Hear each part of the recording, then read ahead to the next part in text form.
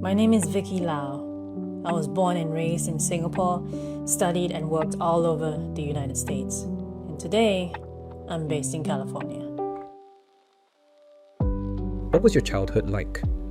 Well, I went to an all-girls school until I hit 16. I was a very shy, quiet and reserved student. In fact, I was bullied on my very first day in primary school, and that pretty much ostracized me for the rest of my schooling days. There's not much else to add other than it was a decade worth of being isolated by my peers. It did teach me a lot about people and made me mature quicker. In a way, my observation skills improved tremendously, and I also developed a knack for single-minded focus. That proved to be beneficial to me in the long run. Tell me more about that. How did it benefit you? Well, my father gave me a video camcorder when I was 14, and my passion for the film medium was born right there and then. I coped with the bullying and isolation by shooting animal videos in nature, eventually evolving to doing simple music videos and fancy editing with Windows Movie Maker and Premiere Pro. My single-minded focus came into play there, as I was definitely in the zone each time I hit the editing deck. This passion then eventually developed into a love for post-production visual effects. I went to Singapore Polytechnic for that, graduated top of my cohort, and then got 3 scholarships from Singapore and my school, Savannah College of Art and Design, SCAD, to study the same subject matter in the United States. What made you decide to study in the States?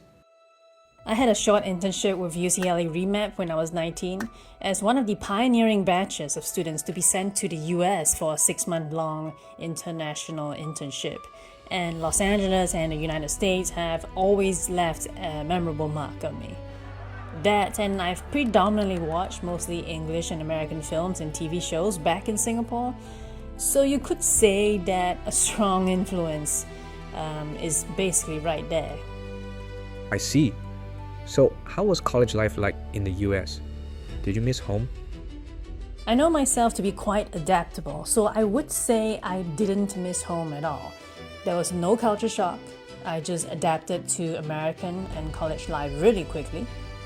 College life was college life, except I didn't party at all and was mostly focused on building my portfolio and reputation for my future line of work. I was invited to be a student ambassador, joined the DJ club, and eventually became the president of the visual effects club, in addition to working on my coursework.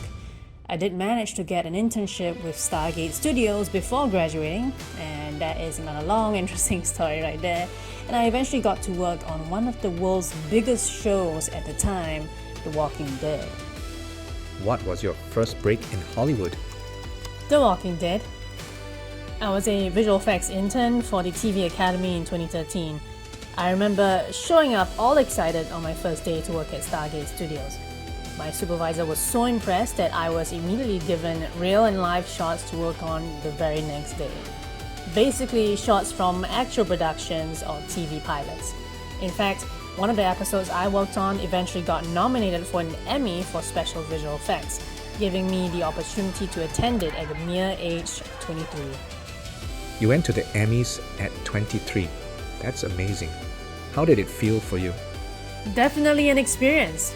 I would like to believe I was possibly the first ever Singaporean to be at the Emmys at the time, since Singapore's film industry way back in those days were pretty small. Safe to say it's a fair assumption. I was sort of seated on the balcony-like area, got to see everything that was happening in front of me regardless. I see here that you started your first company at 25. Tell me more about your first startup and what led you to start that. Well, I sort of was doing the freelance thing and waking up every morning and heading to work. Then I couldn't help but realize how everyone pretty much had a frown on their face, as if the disdain for the grind is showing. Then a thought occurred to me. What if you can redesign and rewrite a reality of your choice? A place where you could become God. Hence, my first startup was born. Essentially a virtual reality startup that created an interactive experience that allowed users to redesign and rewrite reality. Impressive. So, we know the work side of Vicki Lau. What about you as a person? Any interesting hobbies or things you do for fun? Well, I do a lot of things. For fun, I would say I enjoy singing, dancing, reading philosophy, and going to the gym. If you want specifics, I do practice and enjoy myself some burlesque dancing, and I'm also a competitive natural bodybuilder. Bodybuilding. What led you to start that journey? I believe the journey began in 2020 or late 2019 when I started taking weightlifting a little more seriously. I tried my first 8K race in Singapore at the time and realized I hated it. It was just not fun for me at all. So I eventually turned my attention to weightlifting. I hired a coach, participated in my first ever bodybuilding show, and this was during COVID too, and placed fairly well. Then realized I really enjoy it a lot. The power and self-empowerment you feel when lifting heavy things is just exhilarating.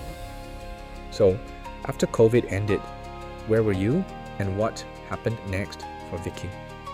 So while COVID was happening, I was waiting for my green card application to be processed and approved. I applied for what is known as the National Interest Waiver, basically a green card akin to the permanent residency for aliens of exceptional ability. Look it up. I'm not just saying that to say it, it's literally what it's called. It's a green card for people with extraordinary and exceptional skills and ability. Anyway, I eventually got approved to move permanently to the United States on my self-sponsored immigration, and in April 2022 received my green card when I went straight to Austin, Texas. As for why Austin, Texas, well, it was a booming tech hub in Texas, and I had always wanted to check out the great state of Texas, so I did. I actually did work at several tech startups whilst I was doing visual effects at the time, did some VR work as a producer and a product manager. So, you've spent a decade in Hollywood, worked in tech and virtual reality, got the National Interest Waiver, green card, and essentially made a name for yourself in the visual effects and VR space. What's next for you? What's next for Vicki Lau? Well, I am a producer of things, my own music, online courses which have netted me over 100,000 students, talks and speeches, games and films. The only thing I'm willing to share at this stage is that I've recently gotten into generative AI. And me being me, I like to just conclude by saying that that's all I'm going to say on that topic. And once again, Vicki Lau, everybody, thank you for your time. You're very much welcome. My name is Vicki Lau. I was born and raised in Singapore, studied and worked all over the United States. And today, I'm based in California. I am a producer of music, games, film, and art. Your creative content collaborator of choice.